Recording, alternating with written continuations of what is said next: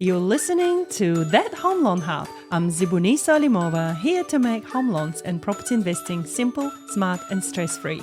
Let's get you closer to your property dreams. If you ever thought life is hard and woe is me, this is the episode for you. I've got an incredible guest here today in my home studio, flown all the way from Auckland. His name is Cam Calkoen, and he's a celebrity public speaker. Hello, Cam. Hello, it's awesome to be here. Awesome to have you. I cannot believe that you flew in all the way to see me. I did. Well, you know what? You reached out. It's the beauty of connection, right? And you sent me an email about a month ago, and we could have done this online, but I knew I was speaking in Wellington yesterday. And I said, hey, how about we just come and make it in person? I Feel love that it. energy together. I love it. And you just mentioned as we were offset that it feels like you've known me for a really long time. And I feel the same with you. I feel like we've met before. Yeah, but we don't even have each other's numbers, right? Is what we were saying. So, and that is the beauty of just being willing to communicate with people and being open, which I'm excited about talking about.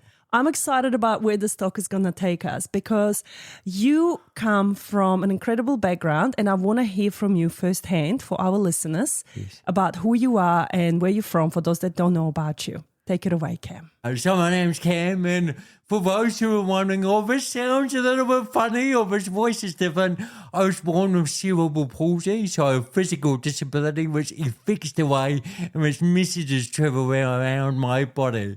I was told my biggest challenges would be the way I walk and the way I talk, but I grew up with an awesome mum and dad, an awesome family, an awesome circle of support and influence that really were opportunity centric. Let's focus on what Cam can do, and you know, if there was a magical cure to make my cerebral palsy disappear, I would have to think twice about taking it, because I cannot see my life going in any better direction, and that's what I'm looking forward to sharing with you this morning. That's beautiful, Cam. How did you end up doing what you're doing right now? Take me back to a little Cam growing up. What did you want to be? Yeah, so as a kid, I didn't really know what I wanted to be. You know, people say, what do you want to be? And you feel you've got to answer for a doctor or a lawyer or a real estate agent or an accountant. I didn't know what I wanted to be, but I knew what I wanted to do. I wanted to live a life where I could travel, where I could entertain, and where I could connect. And I didn't really know what that looked like at the time, but I thought that would be a pretty cool life. And so as opportunities came up, I didn't look at, oh, I've got cerebral palsy and I can't do that. I thought about, does that give me an opportunity to travel, to entertain and connect? So, I mean, just simply as a kid in the playground who was a bit different, connection is all I wanted. And so I saw that as my responsibility to step outside my comfort zone and into the comfort zones of others. And through doing that, kids got to know me. And so when it got to the school athletics day, my mates would say, Cam, why don't you just put your name down for the 100 metres?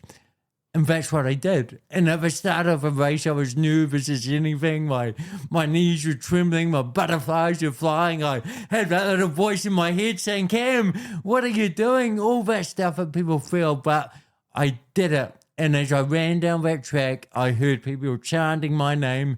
Go, Cam, you can do it. It's like my movie. And as I crossed that finish line, I realized that this could be a way in which I could travel and I could entertain, because sport is entertaining, and I could connect with some pretty awesome people. So for my whole teenage years, I committed to sport. I looked at the best of the best. I just copied what they did and got some pretty awesome results, winning championships in New Zealand, Australia, Canada, and Sweden. And remember thinking about being born and being told that my walking would be my biggest challenge. And now here I was, not just walking. You were running. But running through just changing my perception of myself. And naturally people wanted to hear about that story. And I was terrified of public speaking, one, because more people were scared of speaking than they are of dying. It's one of the biggest fears in the world. But when you're also told that it's going to be your biggest challenge, then you've got that as well.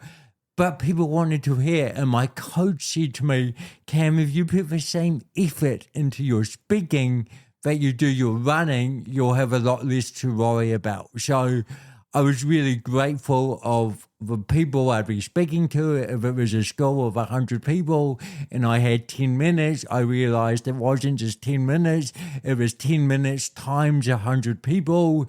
That's a lot of time. So that's how much time I need to put into evolving the speech.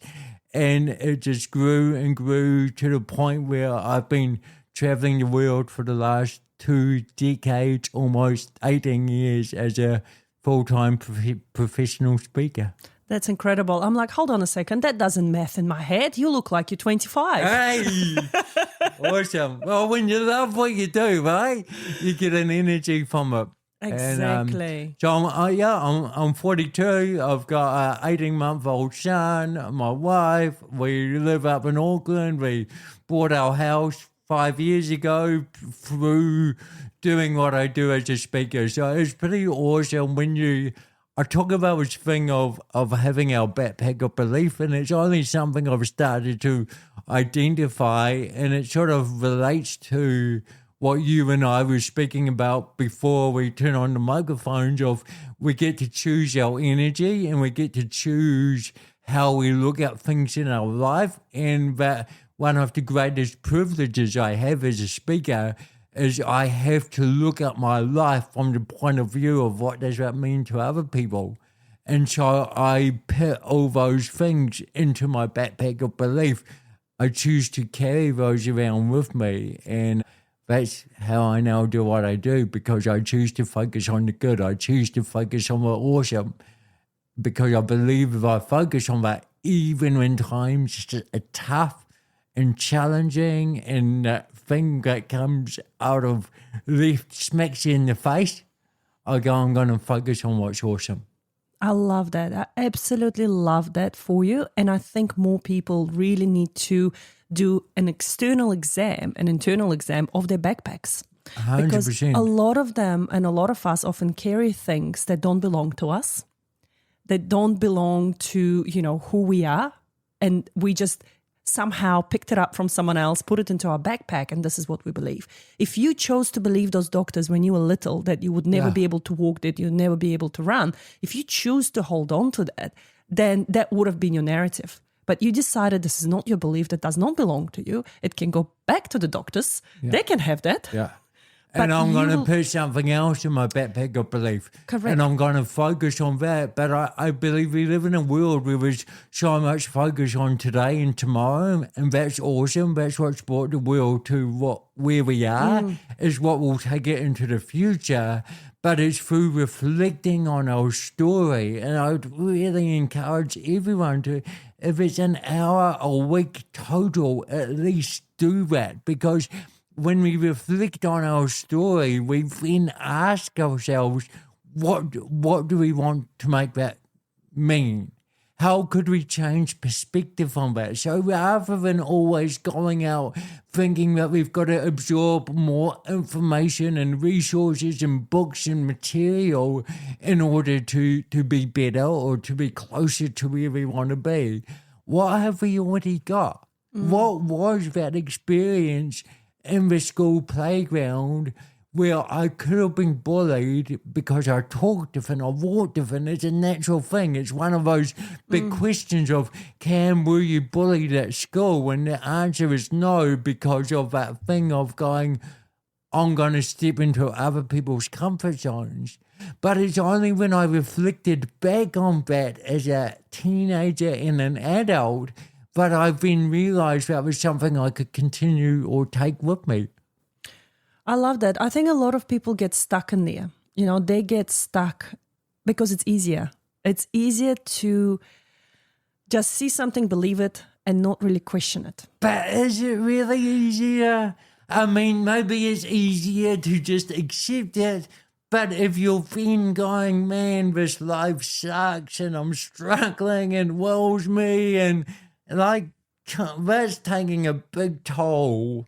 It does, but they on don't people. see it. They don't see it. I think it's like going to the No. gym, like you have to force, I have to force myself to go to the gym. I'm not a 100%. very much exercise person. And for me, like it would be easier to stay home and work because I'm a workaholic rather than going to the gym. I have to force myself physically to go to the gym and do the exercises. And I have a personal trainer that pushes me outside of my comfort zone. So I feel like often with our mental state as well, it's easier to just stay on the couch and cry and wallow and go online and talk about how bad life is, how life has happened to us, and not for us. And instead of sitting down and going, okay, how about I journal? How about I see someone? How about I get a coach? How about I really look into why my life is where it is right now? How did I get to this point? Yeah. And it's not underestimating that process. And I think that's something that pops up of writing that goal down is too simple. Surely not just having it on a bit of paper is going to mean anything, but it's the time of the focus that you've given that goal. And so if it works with goal setting, it also works with reflection and going, what do I want to pull out of that? And on my Instagram feed yesterday, I just saw, someone's video saying, keep going, because often you're closer than you think you are. And it's these messages that we need to be hearing and reminding ourselves. And that, you mentioned that thing of not wanting to go to the gym. I've known athletes my entire life who don't actually enjoy going to the gym. We think that they've got this magical DNA where it just lights them up and excites them. And yes, for some it does, but for others, they've seen a goal and they've recognized that that's just part of a process to get there. It doesn't make it enjoyable, but you're not focused on the hard process. You're focused on how flipping cool is it going to feel when I get there. You just reminded me of a really good phrase is your energy goes where your attention goes, right? 100%. So if you decide to focus on something, that's where your energy will flow. So if you decide to focus on being positive, finding those little things to be grateful for, to set up the new set of beliefs that this is where your energy will go. But if you decide to just be negative about something or keep replaying those things that might have happened to you, then this is where you're going to get stuck at. Yep. So your energy goes where the attention flows. 100%. 100%. That's awesome. Which is why we're here. So tell me about what do you normally speak about? So if people contact you and go, hey, Cam, can you come and speak to our crowd? What are your normal talks? So when I got into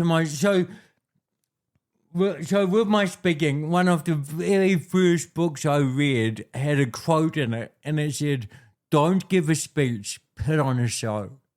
And I love that because we've all been there where we've seen a speaker and we're behind a lectern and we're reading facts and figures, and partly because that's what they have to do. But I wanted to put on a show because I knew that I had my voice that I had to work with. So I had to do all that I could to create an awesome energy. And so I went out and I got a coach from Canada because I realized that people in New Zealand were paying big money to get speakers from the Northern Hemisphere to come and speak here. And I thought, I need to find out what they are doing. And so I got my speech from the Northern Hemisphere in Canada, a guy called Steve, and he really helped me dot my I's and cross my T's. I mean, I'd written every speech out word for word as I was going into it, but he just helped me tidy it up a little bit. And then because I wanted to speak in the Northern Hemisphere as well, I wanted to be known as the speaker who chose to be a speaker. It wasn't as a result of winning medals. It wasn't as a result of being on television or whatever. this is what I've chosen to do. And so there weren't many people who were calling me up at the point that I wanted to do speaking. And when I say I wanted to do speaking, I didn't want to be doing 1 or 2 a month or a few a year. I wanted to be speaking all day, every day, with anyone that I could. And I remember my grandfather was a big Frank Sinatra fan, and I'd go into his house and there'd be the record playing, and it would be New York, New York. If you can make it there, you can make it anywhere. And so I went up to New York, and I didn't know anyone in New York, and I just emailed, phoned, went out meeting people, saying, my name's Cam, I'm a speaker from New Zealand. I speak about creating the most awesome life that you can. You know that little voice that jumps in your head and it says, I wonder what that would be like? Imagine if you went out and you chased that and you saw that opportunity. You were opportunity-centric. And I ended up speaking with an awesome group of companies in New York, and I came back to New Zealand because New Zealand's so good at recognizing people once they've done something where people go, wow, that's pretty cool. And I went from doing 1 speech a year to 1 speech a month to multiple speeches a week, not just in New Zealand, but throughout the world. And I guess in a way, that's what I show. That's what I speak about. That if you've got an idea, don't let the voice jump in your way of why you can't do it. Focus on why you can do it, and put on a show, because that's when we enjoy life. I love it. I love that you found your why as well quite early in life. I know you didn't really have, at that point, 20 years ago, however long, like you didn't know exactly what it would look like, but you had a vision of what you wanted to do and why you wanted to do it. Yeah. And I think why is super important. A lot of people, often the ones I come across, if they are stuck in that negative mindset, it's because they haven't discovered their why. Yeah. And the moment they discover the why, it's like the curtain lifts. It's 100%. Like they suddenly understand what's the purpose of everything that's been doing. 100%. Well, at the point where I was getting into my speaking, a couple of things were really prevalent. It was Simon Sinek with the Golden Circle and Find Your Why, and it was TED Talks and ideas worth sharing, right? And so in 2015, I did a TEDx talk, and so this thing gave me a platform that was universally recognized, so that when I was going up to America, they may not have heard of Mike Pero Mortgages, but they've certainly heard of TEDx because it's got that international brand. So I was able to leverage that. And then I thought about Simon Sinek, what is your why? And why I do what I do is to see a world where everyone is inspired to embrace their opportunity. So when I was reaching out to people, it wasn't about, can you give me a speech? It was, I've got a dream, this is my dream, and would you like to be a part of it? And I remember a great mentor of mine who was not a formal mentor. He was a man called Hugh Stedman, he made his money in insurance. And, he shared a story just the other day where it was usual to get sort of 100 people in your book in a year would be kind of normal. And one day AMP put up his challenge of how many can you get in a month? And in that month, he got 80. So this is a guy who just always focuses on opportunities. And Hugh had taught me so much about just asking people for their help. Can you help me? Can you combine? Can you share? Because I haven't met anyone yet who actually doesn't want to help someone. And so if you think of that as to any goal that you've got, how could you structure that when you need some support of, can I help you? Or can you help me? And in return, how can I help you? Imagine that. Imagine a helping kind of economy that enabled all that other stuff that we need to work out. Yeah. It would be a bit like this conversation when we sat down 20 minutes ago, having not met each other before, but we were open to having a communication. We felt this energy and this awesomeness. And I think that's so cool. I think that's incredible for two strangers to come together and just talk like we've known each other all our lives. But I think because we're driven by the same goal, we want to help people. You in the business of helping people by putting up that show, but also by using the words that coming out of your mouth to transform people's lives. Yeah, but it's also, and as you and as listeners and as people out there who are more focused on the ability of life, right? There's a lot of us that can be focused on the stuff that makes us different. And I believe there's way more that makes us in common, right? We've all got lungs, blood, heart, sense of humour. Well, most of us do anyway. We've got dreams, goals, aspirations, and when we have the bravery to share those dreams, goals, and aspirations, and we have the willingness to listen, and you can practice that every single day. Practice it when you go into the shop, and rather than just paying the $4.95 for your milk or whatever, ask, how's your day been? What's been awesome about your day? And I know that there's a lot of people that find that quite scary, or, just saying hello when you're walking past someone on the beach. What do you mean? But the more open we can be with our communication, the more open we ultimately are with who we are. Who we are. I know. It's really incredible. I think the social media has really destroyed that for a lot of people now because everyone's stuck on their phones. We've lost touch with who we are around us and people around us. Like we stopped checking in on our neighbors. We stopped checking in with people on the streets. We stopped really having those meaningful and thoughtful conversations. Yeah. And I think because of that, part of us is dying as well. Yeah, but we all spend hours on social media. Looking at everyone else's life. Looking at everyone else's glimpse of their life, right? It's not. I was in LA speaking a couple of years ago, and I met this guy whose job is to hire out Lamborghinis, private planes, amazing houses to influencers who use it for sometimes 10 minutes, but just to get that shot, right? And now everyone's going, well, that person's got their private jet and their Mac and house and all of that stuff.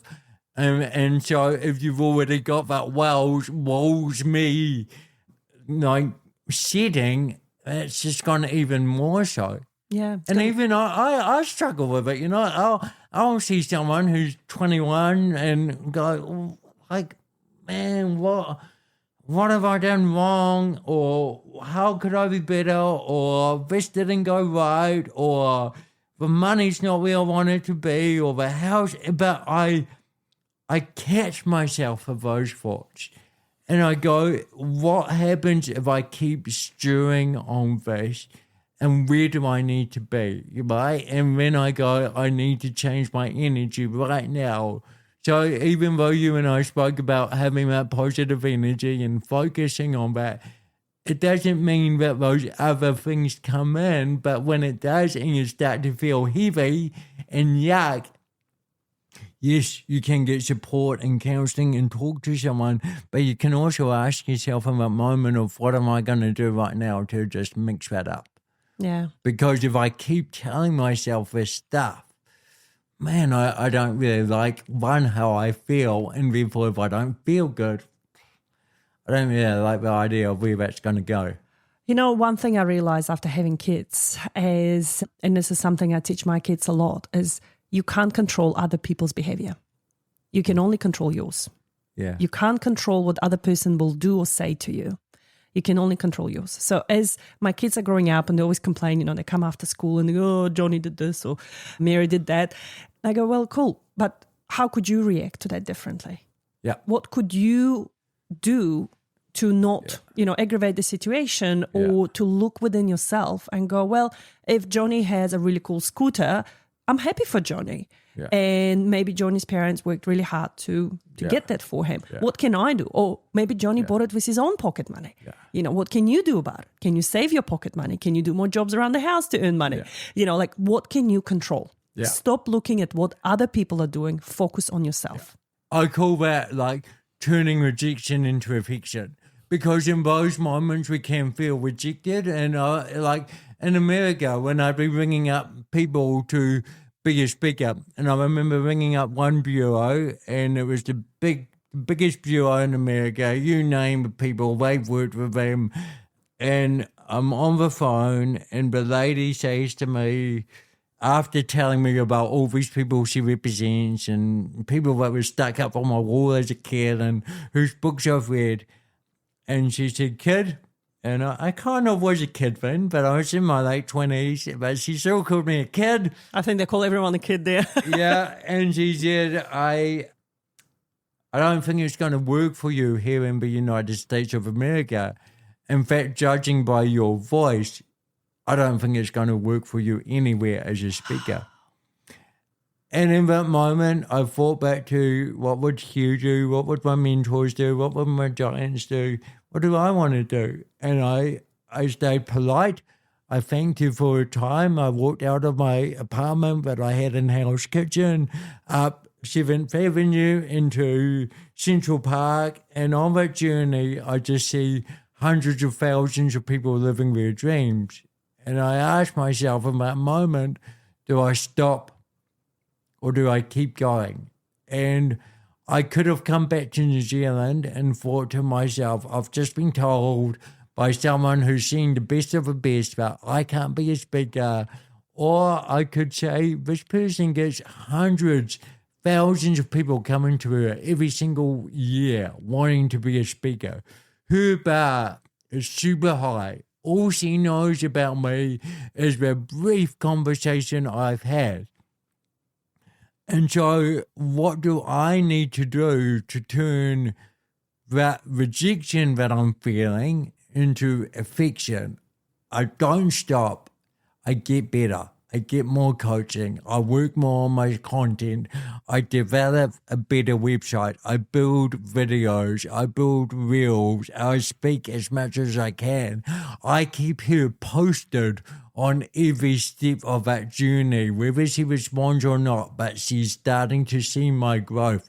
And at the point that I did the TEDx talk, that was the final piece of the puzzle, because I sent that to her and she said, kid, we've got an opportunity for you here in the United States of America. I love that. And that was that turning rejection into affection.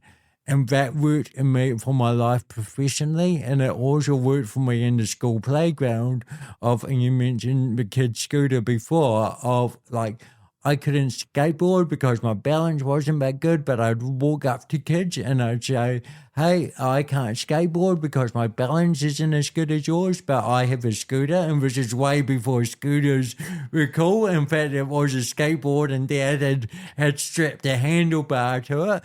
But I said, for this scooter, I can go wherever you go. And so again, it was turning that rejection into affection, making people feel good, and then we could just focus on what we both wanted, and that was to have the best friendship that we could have and to grow the best businesses that we could grow.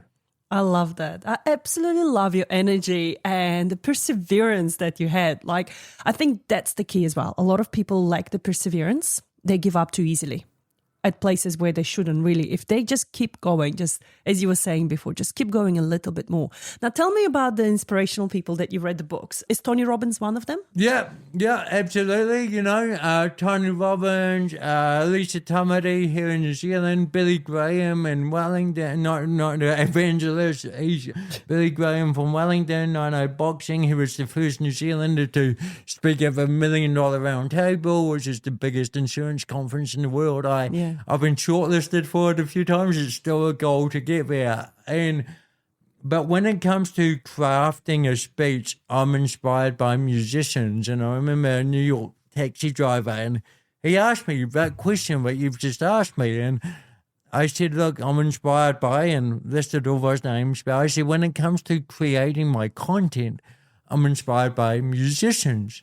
And he said, oh, why is that? And I said, well, a musician has a song and you can hear that song once, maybe twice.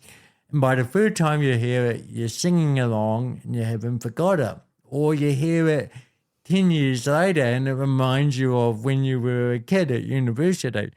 And I said, as a speaker, that's the impact that I want. And then for the musician is they put together their songs and that's an album or that's a concert. And they say, hey, Wellington, or hey, Kapiti, or hey, Auckland. And now everyone feels like, well, they're talking directly to me. And so that's how I looked to create my speeches. So it was a series of little stories that I could tie together, which I could weave in company values and strategy, but in a way that people remembered it, not just directly after, but a week later, a month later, a year later. And it was going back to what I said earlier of your speech isn't half an hour, 45 minutes or an hour.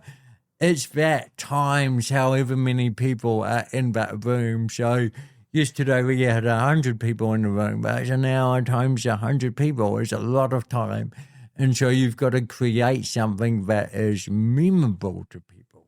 Yeah. And has that value. And it also means that you can, if all of a sudden a speech gets cut by 15 minutes, and I had that once, I flew up to Amsterdam to speak for Heineken, flew me up, awesome. I get there, get off the plane, and there's a text saying, hey, Cam, do you mind just chopping 15 minutes off your speech? And I'm like, holy moly, you know, you guys have invested a lot of money in this whole process, and now it's just about time. But in that time, they still need the same result.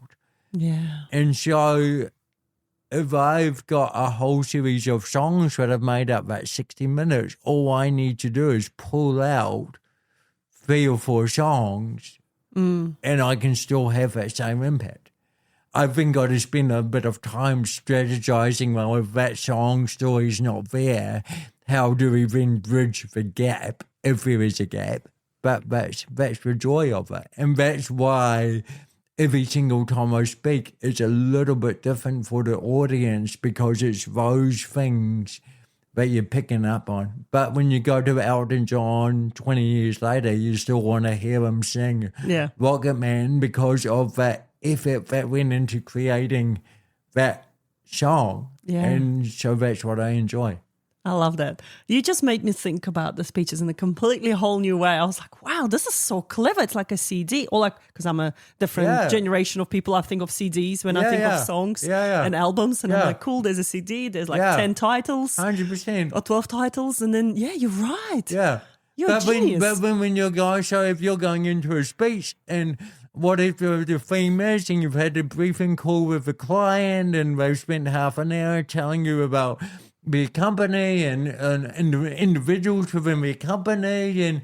And so as you're hearing all that information, you're just looking, it could be your whiteboard that you've got here in your office with all your songs, and you're just crossing off and circling the ones that you want to say. And then you're spending a bit of time going, okay, so how am I going to bridge that all together? And that's when the client walks away going, man, Cam, the speaker, whoever created something that totally felt unique and special for our company. And it was. But to make it unique and special doesn't mean you have to recreate the whole thing. And also, because they're not paying for you to recreate, they're paying for perfection. They're paying for perfection in terms of a return on investment for them. That's probably the best piece of advice I've ever got in my life. Really? Thank you, Cam. You're a speaker, and I was on your website when you reached out, and I was blown away. It was so smooth. It was so clear as to who you are and what you deliver for your clients. So, I was like, man, let's have a yarn. Did you go on zibunisa.com? Yeah. You know, I built that website. I bet you did. I bet you did. In half a day? I bet you did. I was because I know you know what tools are available to you, and how awesome is that when you can research tools and go, how does this? I still have a bit of an older mentality because when I built my website, you paid someone a lot of money to get it done, and that's kind of my comfort zone, right? So I look at all these new websites and go, holy crap, I don't want to know how little they paid because that was flipping fantastic. Well, it blew me out of the waters. It started off as a challenge to myself, which is going to deviate here for a second, because I'm still so proud of that moment in my life where someone came around and they were like, oh, have you heard of Claude? I didn't hear about Claude at all at that point. I only knew about ChatGPT. And I was like, oh, Claude, okay, what is this thing? And then I went on this YouTube and I put Claude versus ChatGPT. This guy was talking about how you can build all these things with Claude and how Claude really, at that point of life, Claude really jumped over ChatGPT. ChatGPT was quite behind. Yeah. And he was showing how you can build a website and you can do this and that. And I was like, all right, I'll give it a go. And it started as a joke to myself. Can I build a website for myself, for my new persona that I'm building here as a public speaker? And I went in and I started playing with Claude. And seriously, within 3 hours, I had a website to go by. I couldn't believe it. And I was like, oh, okay, cool. And then I left it. I had to go to my taekwondo session. And then I came back and then I carried on playing with the colors and this and this and that. Over the weekend, I pretty much got the domain up and running. I got the hosting up and running and everything, just using the AI prompts. So, and that's awesome. And that's kind of what I was thinking. But my question was always, what's the process of getting it from Claude to being a live platform? So does it kind of coach you through that as well? Or do you have to go out and find GoDaddy or whoever it is to host your... Yeah, so it's being hosted by GoDaddy. But it's really interesting because I had to use a lot of my own personal brain. And this is where I think AI is only as good as a human that's using it. Where I had to do a bit of more research into how to actually make it live. Because it takes you to a certain point, but then there are lots of missing steps that you have to go, okay, this is not making sense. This is not, the puzzle is not coming together. What's missing? And really question it and really research those steps. So this is where my most proudest moments were. Because creating the website wasn't hard. The HTML file wasn't hard at all. And because I guess Google knows so much about me that it pulled through everything about me really, really fast. And then I could go, just like the album, yes, I want this, no, I don't want this. You know, so I just put it together the way I want it. But then I had to really fill those gaps and go, okay, I'm going to go here and then I'm going to go here and I'm going to go here. And then I got it live. To get it live. So you had, so it looked like how it looked on Claude. And then you went digging, I'm good to go. But when once you found GoDaddy or who you hosted it with, this sounds like an infamous way. It's not. I know. But this is not sponsored by. This is not sponsored. If I want to sponsor it, it'd be cool. But I'm excited by all this stuff because whatever someone's dream is, you can get it to market so much quicker now with AI, right? And so if you have this idea to have a website and when you get you a GoDaddy, do you just literally kind of share a file and when it uploads? So it's not, so you've spent 3 or 6 hours or a weekend creating it in Claude. And then it's not taking you much more time to get it from there to at my fingertips. No, literally minutes. Auckland. Literally minutes. And in the process of building another website at the moment for my friend, because again, it started as a joke that, hey, I built a website for myself. If you want, it's a non-profit club. And I said, okay, I'll do it for you. Because, you know, what else do I have to do with my time? Because I've got so much of it. But it just fascinates me. This process really fascinates me because I love learning new things. And I think sometimes I suffer from shiny object syndrome where I go, oh, this is cool. This is exciting. And I think through that process, I'm learning new skills. I'm learning the way I can use AI and the way I can use my own brain to prompt it, because it's not going to do all of it for me. I still have to do a lot of thinking. when you say you're excited by shiny new things, do you feel like new dreams and ideas Yes. can come up? Yes. And then you're like, holy moly, where do I go? What do I focus on? Or do you get it all done, but you're just getting more and more stuff done? Yeah, I'm a doer as well. So Okay. I'm not just... What an awesome combination. I know, it's a terrible combination No, because... because you actually do it. But then I end up with all those different things in my life and I'm like, oh man, how can I be so good at so many... Yeah.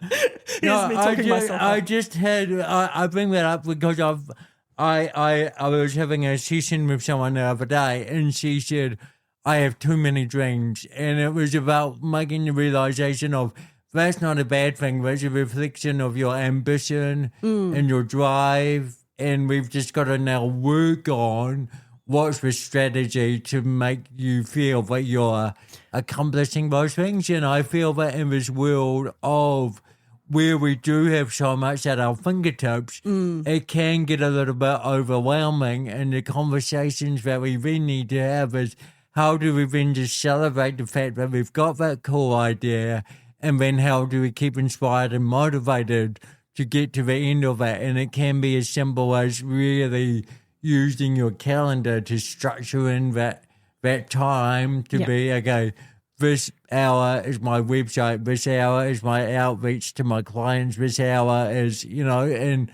that's where I'm loving calendars these days. Not so much for just creating appointments, that's what I used to always use it for, but actually as a way to keep on top so that I can develop that new idea, but I can also be ready for my speech I've got in 2 days' time. Yeah.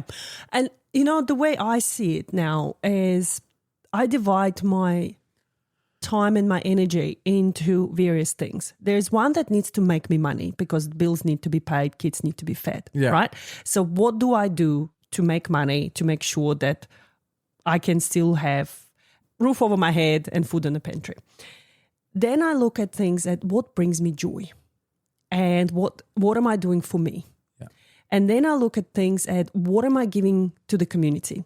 What can I give back to my friends or the charities I'm involved with or organizations that I'm involved with? So I try to break it into 3 different things, sometimes 4. So often also the kids, like, do they have any school trips coming up? Because I like to be involved as a parent into all those things, taking kids to gymnastics, swimming, trips to the parks, etc. I really like to be involved with that. And so for me, when I look at my attention and where it goes and my energy, I go, cool, I love doing what I do in my normal life, right? I love helping people get on a ladder. I love helping mum and dad investors buying a property where eventually their kid's going to go into and things like that. I love helping people build their houses because I've built a few houses myself. It really excites me. So for me, it's like, cool, this is something I really love doing and actually brings me money. Awesome, pays the bills. Yeah. I love growing my team as well. So I always look at my team and I go, cool, what can I do with them? How can I help them to succeed? Because it's not just about me succeeding. It's about people around 100%. Me as well. And then when I look at hobbies, cool, I love playing with AI a little bit here and there. I love going and, taekwondo, for instance, that's our thing to do. And then for community, I look, cool, where can I volunteer my time to help them out? And then I find that if I can fill all my buckets and if I can fill them successfully in the sense that I feel complete, then it makes me really, really happy. Yeah. Yeah. And Perfect. I think a lot of people don't fully nail that in a way where if they haven't broken it down that way, that's where they feel like, oh, I'm overworking all the time, or I'm doing something that I'm really hating, or I really want to be involved here, but I'm not really doing it.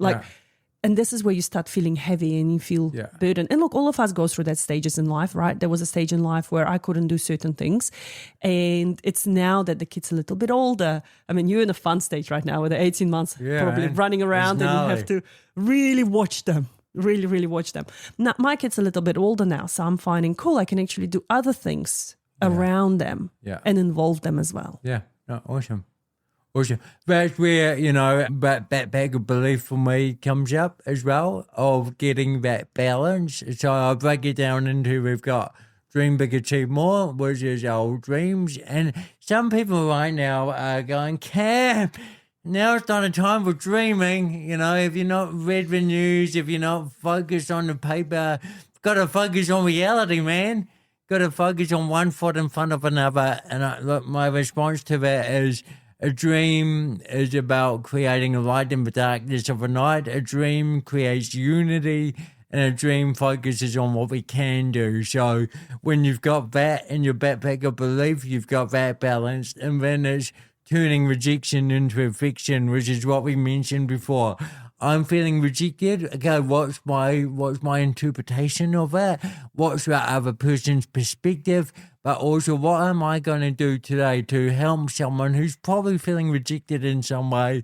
How can I turn that around for them? How can I give them that hope?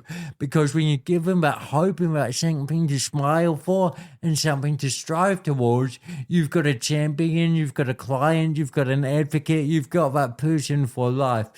And then it's how do we tell the story? So this is bending perceptions and eliminating assumption, because that's what happens when we tell our story. When we start telling our story, it's easy for people to make assumptions, but through listening and communication, we turn that assumption around, we bend it. And so everyone's got a story. How do we want to focus? How do we want to be in their story?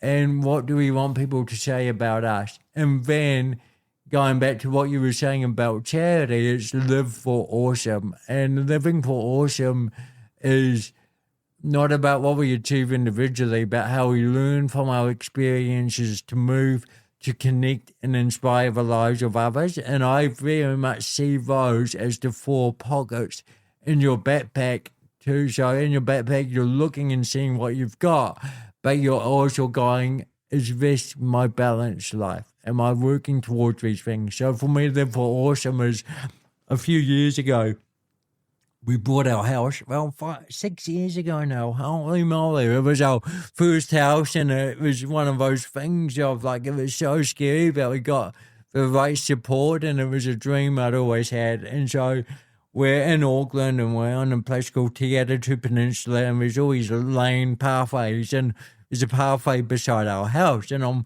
walking and I see all this rubbish. It's like a vortex of rubbish blowing down, and I'm looking at this house and I'm thinking how much we're paying every single week to be here. This is disgusting. Surely it's someone's responsibility to pick up this rubbish. And then I thought, you know what? What's stopping me from going home, getting a bag, picking up things, and going out there and doing it, picking up the rubbish. And I did that, and it felt awesome, because when I got back into my office and when it came to doing stuff that I need to do for my business and my speaking, I was like, if I can go and just pick up some rubbish, I can definitely make this phone call. I can definitely send that email. And I also thought, imagine if we all did that. Yeah. Imagine if we all looked after the perimeter of our property, of our mind, of our body, and if we just looked after our perimeter, and in our body, that includes the people around us, what an awesome world that would be. It takes 10 minutes to go around my property on the outside and pick up all that rubbish. And I did it because I was like, I'm going to sell this house one day. And I want to know that I've made the best contribution to my environment to make sure that when someone's walking past here, they're not going to see that rubbish and go, oh, this is disgusting, I don't want to live here. I love that. I'm just blown away by things people do that are seen as high achievers. But they're high achievers for a reason. They're high achievers because they pay attention. They pay attention to things around them, to people around them, and that's what makes them go further. And I think if we bring it back to the beginning of the point, as when I was saying, if you think the world is hard right now and, you're really struggling, this is the episode for you. I truly think this has been the episode for them, because you've come from a challenging background where physically you could have not be walking, not be running, not be speaking on stage. And here you are traveling the world, living your best life, married, got a kid, got a house, and you still go outside your house picking up someone else's rubbish. Like, just blows my mind. So if you are sitting at home right now and you're going, oh, life is so hard, if you've got 2 hands, 2 arms, 2 legs, breathing heart, breathing nose, whatever, just lungs. Breathing, right? You're just breathing. Go out there. Go out there and find what difference can you do. And internally what you will feel is that those small changes within you that you will start noticing that, hey, life is actually not that hard. If I can do this, I can do other things. Thanks so much for understanding that. Because that's exactly, it's like this. Yeah, you've just articulated it so well through hearing those stories. And to be able to hear those stories from that perspective is like truly awesome. And I pinch myself that I'm here. I pinch myself that I'm having a conversation through a microphone, because every single day I could choose to see my speaking as my biggest challenge, but through flipping the script and changing perspective and seeing it as an accent, it's created my biggest opportunities in life. And that's why I do what I do, to help people see the awesome opportunities that they have. When people often say, oh, I've got a disability. Nah, that's your superpower. How can you turn your disability to an ability with a superpower? That's how I see it. Yeah. And because I've seen people all over the world, and the biggest disabilities they have are inside their heads. Right? Yeah. They look like they've got it all and they've got it together, but they're letting themselves be told that they can't do it. And then I've seen people out there with no limbs, playing pianos, banging drums, and creating these incredible lives. And it's just through making a decision and thinking, what lights me up, what makes me happy, what story do I want to tell? Yeah. And I'm going to focus on making that my reality. Love it. Cam, I feel like, look, we've been talking for 52 minutes. I feel like you and I can just sit here forever and just talk. But what I would love to do is I would love to wrap this up, and I would, because I know that you're away. You're actually going now. Can we announce where you're going right now? Yeah. I think that's super special. That's super special. Can you please tell me where you're going? My 103-year-old grandmother lives here in Waikanae. And she, I mean, you wouldn't think she's 103. And she's New Zealand's oldest Holocaust survivor. My grandfather passed away when he was in his 70s, early 70s. And she would have been younger than him. So she spent a massive chunk of her life alone. And she's been through stuff that just, horrible stuff with being a young Jewish girl in Holland during World War II. And she chooses happiness, and she's chosen happiness, and she's chosen to change her environment when she needs to, and to look after herself. And she's 103, right? And so I often give that as a perspective check as well. When I think it's hard, I haven't got someone who's pointing a gun out at me because of what I believe in. Yeah. I haven't got my friends all of a sudden turning on me and spitting at me because of what I believe in. And there's stuff all around us that just gives us opportunity. She's just stopped driving, and can't wait to see what conversation we'll have in 10 minutes. I love that for you, Cam. Thank you so much. I would love to have you back. We'll do point two. More than welcome to come back. Anytime you're visiting Grandma in Waikanae, the door is open. You know where I live now. Yeah. Cool.